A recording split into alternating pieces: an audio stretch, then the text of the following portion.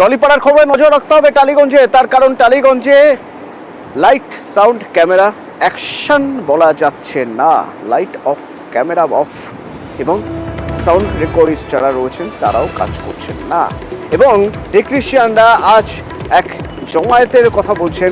এর আগে পরিচালকরা তারা কর্মবিরতিতে রয়েছেন। জট আরও জটিল হয়ে উঠছে।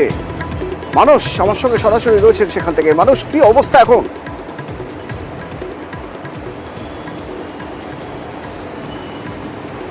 দেখো তনু, তোমার কথা সূত্র ধরেই বলবো যে জট এখনো কিন্তু কাটেনি, অথই জলে বলা চলে। কারণ আজ সোমবার 29শে জুলাই থেকে কিন্তু টলিগঞ্জের বিভিন্ন স্টুডিওগুলিতে কিন্তু শুটিং একেবারে বন্ধ বা স্তব্ধ বলা যেতে পারে।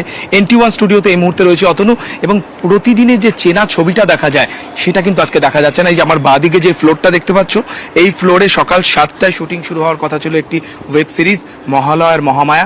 আমি একটু টেন্টগুলো দেখানোর চেষ্টা করব। যে টেন্ট রয়েছে, এখানে চেয়ার পাতা রয়েছে, জলের বোতল রয়েছে। কিছুক্ষণ আগে এখানে কিন্তু টেকনিশিয়ানরা সকলে বসেছিল, তারা কল টাইম অনুযায়ী ঠিক 7টায় চলে এসেছিলেন।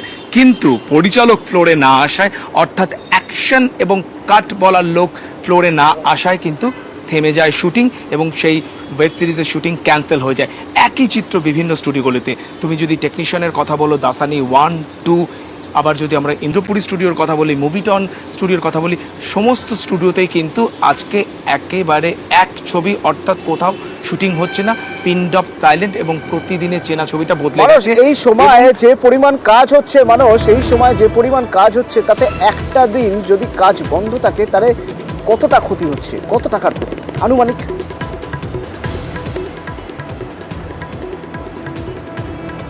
বিশাল ক্ষতি অতনু।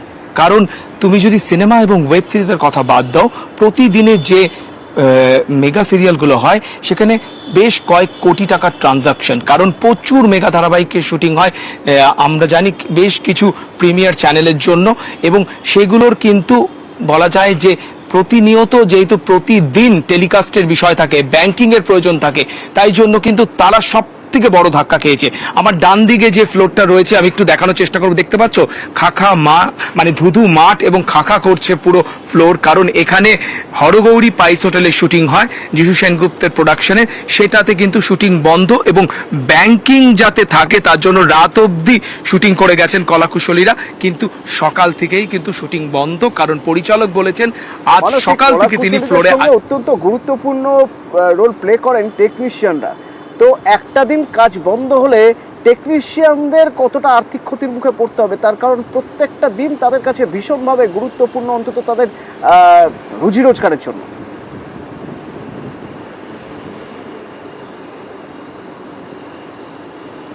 কিন্তু সবার আগে আসছে, কারণ টেকনিশিয়ানরা কিন্তু পার ডে হিসেবে টাকা পান, এবং একটা দিনের শুটিং বন্ধ কিন্তু বড় ধাক্কা ইন্ডাস্ট্রির পক্ষে। এবং টেকনিশিয়ান যেখানে light man, trolley man, cameraman, যেখানে মেকআপ আর্টিস্ট, হেয়ার ড্রেসার থেকে শুরু করে এমন প্রচুর, যেই 26টি গিল্ড রয়েছে ফেডারেশনের আন্ডারে, তারা প্রত্যেকেই কিন্তু এই বিপদের সম্মুখীন হচ্ছেন, এবং এই জন্য বিকেল 4টায় কিন্তু ফেডারেশনের তরফ থেকে মিটিং ডাকা হয়েছে টেকনিশিয়ান স্টুডিওতে।